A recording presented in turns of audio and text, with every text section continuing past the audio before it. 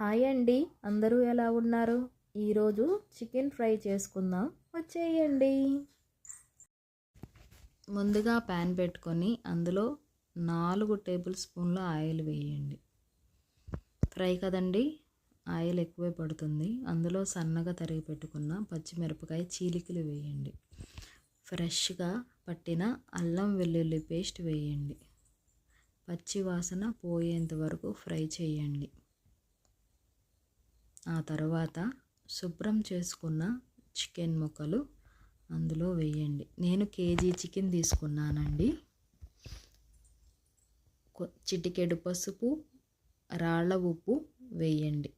రాళ్ళ ఉప్పు వేయటం వలన ముక్కకి ఉప్పు అనేది పడుతుందండి. ఇప్పుడు ఉప్పు పసుపు ఆ ముక్కకి లోపలికి ముక్కకంటూ పట్టేంత వరకు తిప్పండి.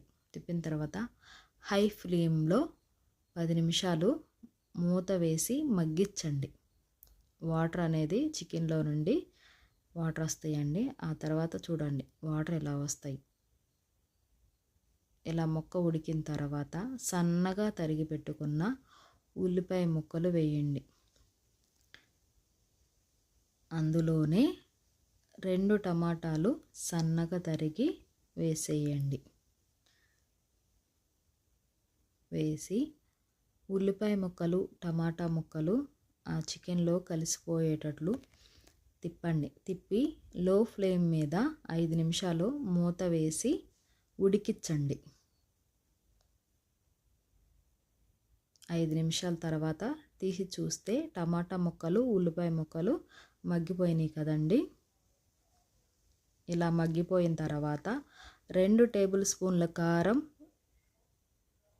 1 టేబుల్ స్పూన్ ధనియాల పొడి, 1 టేబుల్ స్పూన్ జీలకర్ర పొడి, 1 టేబుల్ స్పూన్ గరం మసాలా వేసి బాగా కలపండి. ఆ మసాలాలన్నీ చికెన్ ముక్కలకి పట్టాలండి. ఆ తర్వాత కరివేపాకు వేయండి. కరివేపాకు వేస్తే చికెన్ ఫ్రైకి చాలా బాగుంటుందండి. ఒకసారి ఇలా కలపండి చికెన్ మొత్తాన్ని.